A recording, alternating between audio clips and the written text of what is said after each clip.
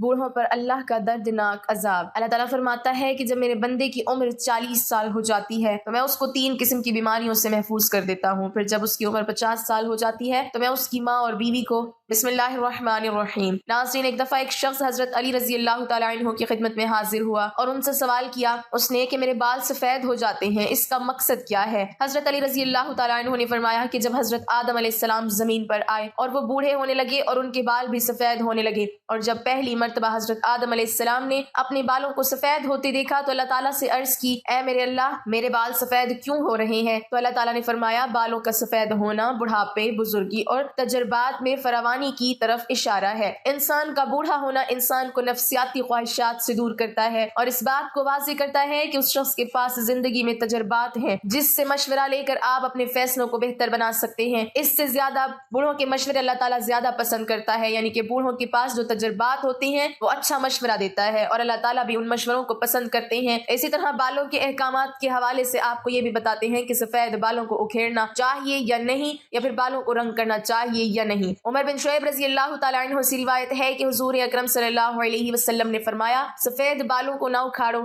کیونکہ بڑھاپا، بالوں کا سفید ہونا مسلمانوں کے لیے نور ہے۔ جو شخص حالت اسلام میں بڑھاپے کی طرف قدم بڑھاتا ہے، جب کسی مسلمان کا ایک بال سفید ہوتا ہے تو اس کی وجہ سے اللہ پاک اس کا ایک گناہ مٹا دیتا ہے اور اس کی ایک نیکی لکھ دیتا ہے اور اس کا ایک درجہ بلند کر دیتا ہے۔ اسی طرح یہ حدیث مختلف کتابوں میں بیان کی گئی ہے، احادیث کی جو کتابیں ہیں ان میں بھی ان کو بیان کیا گیا ہے۔ اب وہ دوسری بات کرتے ہیں کہ سفید بالوں کو رنگنا چاہیے یا نہیں۔ بالوں کو رنگنا خضاب کہلاتا ہے۔ رسول اکرم صلی اللہ علیہ وسلم نے سفید بالوں کو رنگنے کا حکم دیا ہے۔ سیدنا ابو ہریرہ رضی اللہ تعالیٰ عنہ روایت فرماتے ہیں کہ رسول اکرم صلی اللہ علیہ وسلم نے فرمایا، بڑھاپا بالوں کی سفیدی کو خضاب کے ذریعے بدل ڈالو اور خضاب نہ لگانے میں یہودیوں کی مشابہت نہ کرو۔ اسی طرح ایک دوسری روایت ہے کہ آپ صلی اللہ علیہ وسلم نے فرمایا، یہودی اور نصرانی یعنی کہ عیسائی خضاب نہیں لگاتے، لہٰذا تم ان کے خلاف کرو یعنی کہ خضاب لگاؤ۔ اسی طرح ایک اور جگہ بیان کیا گیا ہے کہ مہندی کا خضاب لگانا یا مہندی میں کوئی چیز ملا کر سفید بالوں کو رنگ کرنا بھی جائز ہے۔ زرد خضاب لگانا بھی ٹھیک ہے۔ سیدنا ابن عمر رضی اللہ تعالیٰ عنہ سے روایت ہے کہ رسول اکرم صلی اللہ علیہ وسلم دم دباغت دیے ہوئے اور بغیر بال کے چمڑے کا جوتا پہنتے تھے اور اپنی ریش یعنی کہ داڑھی مبارک پر آپ فرش جو ایک گھاس ہے جو یمن کے علاقے میں ملتی ہے اس کے ذریعے اور زعفران کے ذریعے رنگ لگاتے تھے۔ مہندی لگانا جائز کہا جاتا ہے، لیکن کچھ علماء کے نزدیک کہا جاتا ہے کہ رنگ لگانا جائز نہیں ہے، یعنی کہ مہندی تو لگائی جا سکتی ہے، لیکن جو آج مختلف قسم کی پروڈکٹس سامنے آ چکی ہیں، کیمیکلز جو ہیں جن سے رنگ لگایا جاتا ہے جو آپ کی جلد پہ بھی لگ جاتے ہیں، اور اگر اس کو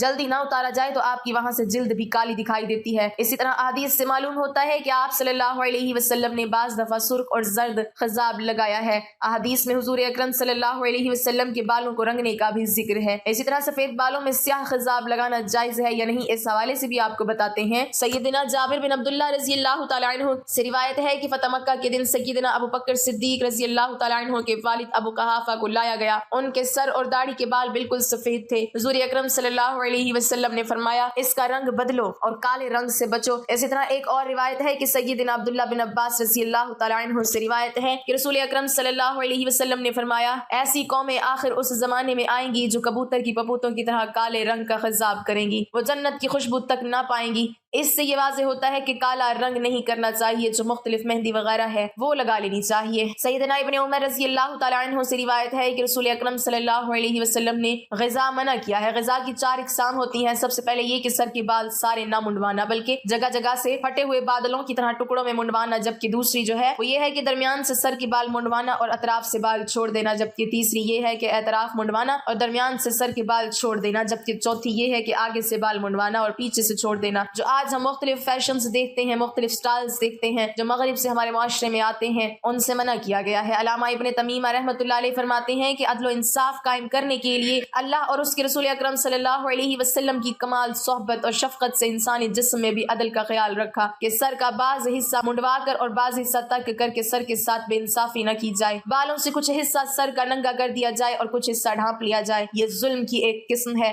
اسی طرح سیدنا ابن عمر رضی اللہ تعالیٰ عنہ سے روایت ہے کہ نبی اکرم صلی اللہ علیہ وسلم نے ایک بچے کو دیکھا کہ اس کے سر کا کچھ حصہ منڈا ہوا تھا اور کچھ چھوڑا ہوا تھا۔ آپ صلی اللہ علیہ وسلم نے ان کو ایسا کرنے سے روکا اور فرمایا، تم اس کا سارا سر منڈواؤ یا سارا سر چھوڑ دو۔ اس حکم میں جوان بوڑھے تمام لوگ ہی شامل ہیں۔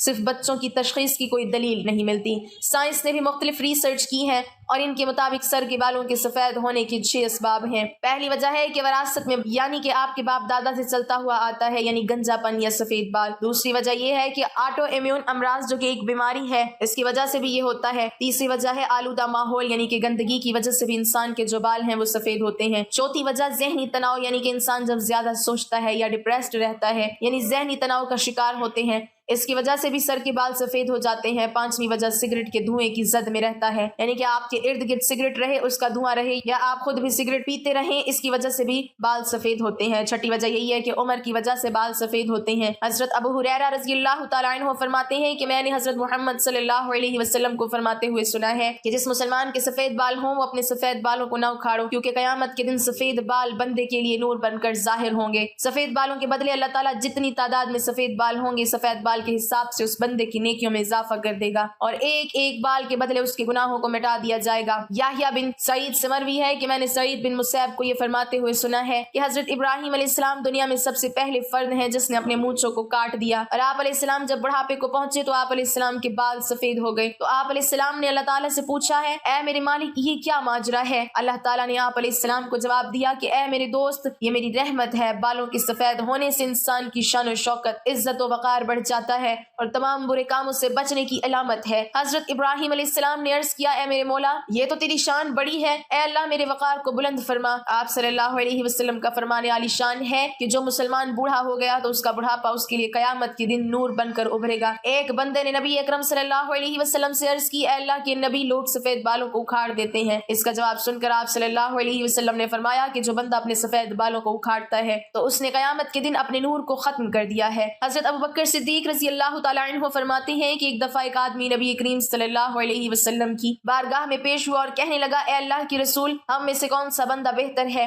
آپ صلی اللہ علیہ وسلم نے فرمایا کہ جو بندہ بڑھاپے میں پہنچ گیا اور اس کی نیکیاں بہت زیادہ ہیں وہ سب سے بہتر ہے۔ اس نے پھر دریافت کیا کہ یا رسول اللہ، سب سے برا کون شخص ہے؟ آپ صلی اللہ علیہ وسلم نے فرمایا کہ جو بڑھاپے میں گیا اور اس کے گناہ زیادہ ہوں۔ حضرت انس بن مالک رضی اللہ تعالیٰ عنہ سے روایت ہے کہ رسول اللہ صلی اللہ علیہ وسلم نے فرمایا کہ بچہ جب تک بالغ نہیں ہوتا اس کے نیک عمل اس کے والد یا والدین کے حساب میں لکھے جاتے ہیں، اور جو کوئی برا عمل کرے تو وہ نہ اس کے حساب میں لکھا جاتا ہے نہ والدین کے۔ پھر جب وہ بچہ بالغ ہو جاتا ہے تو قلم اس کے لیے جاری ہو جاتا ہے، اور 2 فرشتے جو اس کے ساتھ رہنے والے ہیں ان کو حکم دے دیا جاتا ہے کہ اس کی حفاظت کریں اور قوت باہم پہنچائیں۔ جب حالت اسلام میں 40 سال کی عمر کو پہنچ جاتا ہے تو اللہ تعالیٰ اس کو 3 قسم کی بیماریوں، جنون، جذام اور برس سے محفوظ کر دیتے ہیں۔ جب 50 سال کی عمر کو پہنچتا ہے تو اللہ تعالیٰ اس کا حساب ہلکا کر دیتے ہیں۔ جب 60 سال کو پہنچتا ہے تو اللہ تعالیٰ اس کو اپنی طرف رجوع کی توفیق دے دیتے ہیں۔ جب 70 سال کو پہنچتا ہے تو سب آسمان والے اس سے محبت کرنے لگتے ہیں، اور جب 80 سال کو پہنچتا ہے تو اللہ تعالیٰ اس کی حسنات کو لکھتے ہیں اور سیئات کو معاف فرما دیتے ہیں۔ پھر جب 90 سال کی عمر ہو جاتی ہے تو اللہ تعالیٰ اس کے سب اگلے پچھلے گناہ معاف فرما دیتے ہیں اور اس کو اپنے گھر والوں کے معاملے میں شفاعت کرنے کا حق دیتے ہیں اور اس کی شفاعت قبول فرماتے ہیں، اور اس کا لقب امین اللہ اور اسیر اللہ فی الارض، یعنی زمین میں اللہ کا قیدی ہو جاتا ہے، کیونکہ اس عمر میں پہنچ کر عموماً انسان کی قوت ختم ہو جاتی ہے، کسی چیز میں لذت نہیں رہتی، قیدی کی طرح عمر گزارتا ہے، اور جب ارذل عمر کو پہنچ جاتا ہے تو اس کے تمام وہ نیک عمل نامہ اعمال میں برابر لکھے جاتے ہیں جو اپنی صحت و قوت کے زمانے میں کیا کرتا تھا، اور اگر اس سے کوئی گناہ ہو جاتا ہے تو وہ لکھا نہیں جاتا۔ حضرت جابر رضی اللہ تعالیٰ عنہ سے مروی ہے کہ آپ صلی اللہ علیہ وسلم نے فرمایا کہ حضرت جبرائیل علیہ السلام ابھی میرے پاس آئے اور فرمایا کہ قسم ہے مجھے اللہ تبارک و تعالیٰ کی جس نے آپ کو حق و سچ کے ساتھ بھیجا ہے، ایک آدمی نے 500 سال تک سمندر میں ایک پہاڑ کے اوپر رہ کر اللہ تعالیٰ کی عبادت میں گزار دیے۔ یہ پہاڑ تقریباً 30 مربع میل پر مشتمل ہے۔ یہ پہاڑ کئی سینکڑوں میل میں پھیلے سمندر کے اندر واقع ہے۔ اللہ تبارک و تعالیٰ نے اس بندے کے لیے اس پہاڑ پر میٹھے پانی کا چشمہ عطا کر دیا جس کی دھار ہاتھ کی انگلی کے برابر ہے۔ اس پہاڑ کے پاس ایک انار کو اگا دیا ہے جس پر ہر دن ایک انار لگ جاتا تھا۔ وہ بندہ پہاڑ سے نیچے آتا، انار سے پیٹ بھرتا، پھر وضو کرتا اور اللہ تعالیٰ کی عبادت میں مصروف ہو جاتا تھا۔ جب اس نے ایک بندے کی موت کا وقت آیا تو اس نے اللہ تعالیٰ سے دعا کی، اے اللہ میری موت سجدے کی حالت میں آئے اور میرے جسم کو پاک صاف جگہ پر محفوظ کر دیا جائے، اور جب قیامت کے دن دوبارہ مجھے زندہ کیا جائے تو سجدے کی حالت میں زندہ کیا جائے۔ اللہ تعالیٰ نے اس کی اس خواہش کو پورا کر دیا۔ ہم آسمانوں پر جاتے اور زمین پر اترتے وقت اس کو سجدے کی حالت میں ہی دیکھتے ہیں۔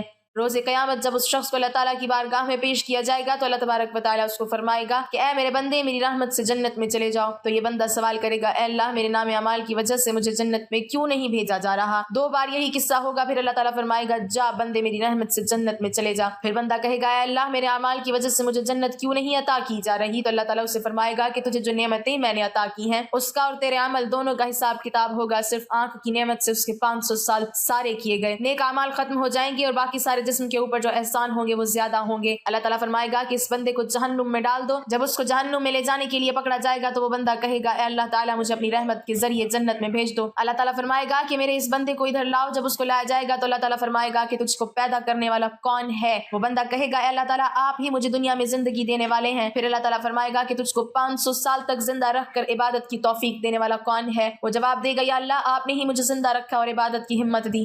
اللہ تعالیٰ فرمائے گا کہ تجھے سمندر میں پہاڑ کے اوپر کس نے پہنچایا اور وہاں پانی اور انار مہیا کرنے والا کون ہے؟ وہ بندہ جواب دے گا یا اللہ آپ نے ہی مجھے سب کچھ عطا کیا ہے. اللہ تعالیٰ فرمائے گا کہ تیرے کہنے پر ہی میں نے تیری جان سجدے کی حالت میں نکالی اور سجدے کی حالت میں دوبارہ ڈالی. یہ سب میری رحمت کی وجہ سے ہی ہوا ہے. میں اب بھی تجھے اپنی رحمت کی وجہ سے ہی جنت میں داخل کر رہا ہوں. حضرت جبرائیل علیہ السلام نے فرمایا اے اللہ کے نبی دنیا آسمان میں جو کچھ بھی ہے وہ اللہ تعالیٰ کی رحمت ہے. اللہ تعالیٰ ہمیں بھی اپنی رحمت کے سائے میں رکھے اور ہمیں اپنی رحمت سے جنت عطا فرمائے. آمین.